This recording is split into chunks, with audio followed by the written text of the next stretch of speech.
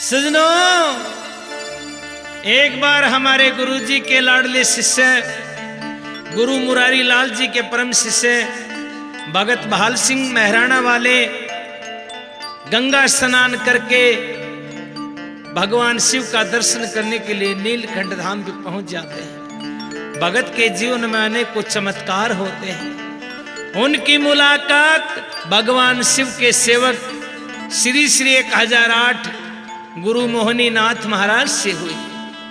और सेवक को जब देखा तो मोहनीनाथ ने अपने बेटे को आशीर्वाद दिया और कहा कि मेरे बेटे, मेरा आशीर्वाद सदैव तेरे सिर पर बना रहेगा। घर आए बड़ी प्रसन्न मुद्रा से घर वालों ने पूछा तो वर्णन करते हैं कि मेरे साथ क्या घटना घटी। आइए हाजरी भगवान की श्री चरणों में रखेंगे। कैसे?